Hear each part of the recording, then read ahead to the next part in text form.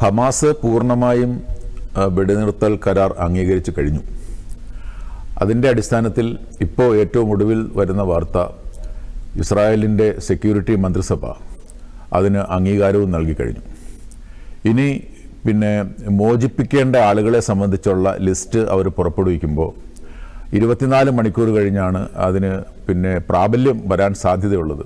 കാരണം അതിന് ഈ മോചിപ്പിക്കുന്ന ആളുകൾക്കെതിരെ എന്തെങ്കിലും കേസ് വന്നു കഴിഞ്ഞാൽ അതുകൂടി പരിഗണിച്ചതിന് ശേഷമേ പിന്നെ ഇസ്രായേലിൻ്റെ സമ്പ്രദായം അനുസരിച്ച് ആളുകളെ ഇസ്രായേലിൻ്റെ ജയിലിൽ കിടക്കുന്ന ആളുകളെ മോചിപ്പിക്കാൻ കഴിയും. സാധാരണഗതിയിൽ അതൊരു പ്രശ്നമാവത്തില്ല. കാരണം ഇത്തരം കേസുകൾ വന്നാൽ മന്ത്രിസഭ അംഗീകരിച്ചു, അതായത് ഇന്നിപ്പോൾ സെക്യൂരിറ്റി മന്ത്രിസഭ അംഗീകരിച്ചു, പൂർണ്ണ മന്ത്രിസഭ നാളെ അംഗീകരിക്കും.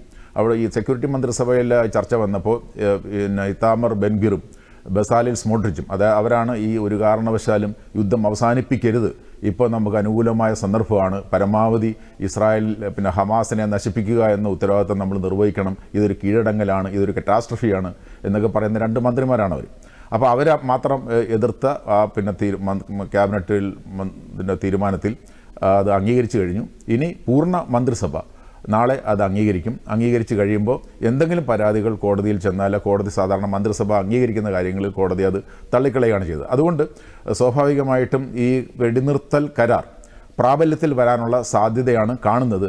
അതുകൊണ്ട് പിന്നെ നമുക്ക് താൽക്കാലികമായി 15 മാസമായി തുടരുന്ന ഏതാണ്ട് വംശഹത്യ എന്ന് തന്നെ പറയാവുന്ന തരത്തിൽ 47,000-ഓളം ആളുകൾ കൊല്ലപ്പെട്ട, പാലസ്തീനിൽ കൊല്ലപ്പെട്ട ഈ ഒരു യുദ്ധം പിന്നെ ഭൂപടത്തിൽ നിന്നും ഭൂപടത്തിൽ ഗാസയുണ്ട്, പക്ഷേ ഗാസ എന്ന് പറയുന്ന പ്രദേശം ഇല്ല. കാരണം ജീവിക്കാൻ കഴിയുന്ന സാഹചര്യത്തിൽ അല്ലാത്ത തരത്തിൽ തന്നെ നശിപ്പിക്കപ്പെട്ട് കഴിഞ്ഞിരിക്കുന്നു.